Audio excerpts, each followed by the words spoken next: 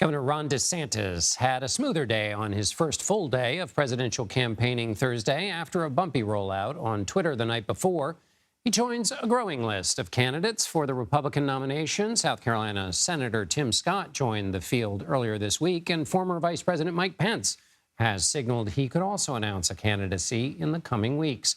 Robert Costa is in Miami, where DeSantis met with major donors.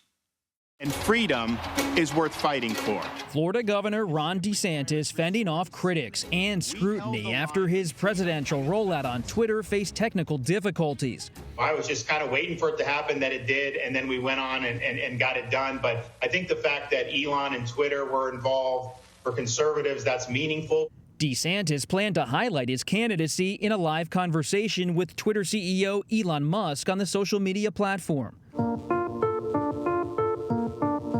But that rollout staggered, leading to an apparent exodus of listeners by the time he announced. All right, I think we're broadcasting. Man, I think we melted the internet there. Governor DeSantis, are you there? Can you hear us? I think you broke. I'm here. I know. I think you broke the internet there. Although some DeSantis allies tell CBS News they were frustrated by the spectacle, others are brushing it off, looking ahead to DeSantis hitting the campaign trail to talk policy and take on the former president.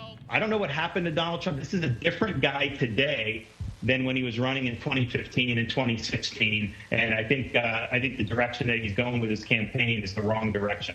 Trump called the campaign kickoff a disaster and sounded confident about his campaign while hitting the links at his Virginia golf course. I guess the fast ball was good. The polls are very nice. And Robert Costa joins me now from Miami. Bob, one of the best ways to put a bumpy moment in the background is to wow people with your message. What have your sources been mentioning when they talk about DeSantis's message, or has it not come up in your conversations, which is a sign of its own? John, good to be with you. It comes up in conversations with DeSantis donors, DeSantis advisors today, but it also came up in conversations he had with a series of conservative journalists today as he began his media tour ahead of his visit to early primary states next week, early caucus states like Iowa. What you're hearing from DeSantis now is much more of a contrast with former President Trump on policy. He's arguing that Trump had a good first 3 years in office as a conservative Republican, then, in his view, failed in the fourth year when he dealt with the global pandemic. He's casting Trump as someone who shut the country down, took too much advice from Dr. Anthony Fauci. What's intriguing about all this as a political reporter is that it's clear DeSantis is coming at Trump from the right, not arguing that Trump's conduct is out of line, not arguing that Trump's strange or the Republican Party needs a new direction or a new generation. He's saying Trump's not conservative enough for conservative voters. That puts Trump on the defensive in a way he's not put on the defensive from other contenders. What is your sense, Bob, of the pace of things? Every challenger faces a balance between drawing the bright kind of contrast that you've just outlined and not doing that so much, but sticking to the less flashy business of slowly building support.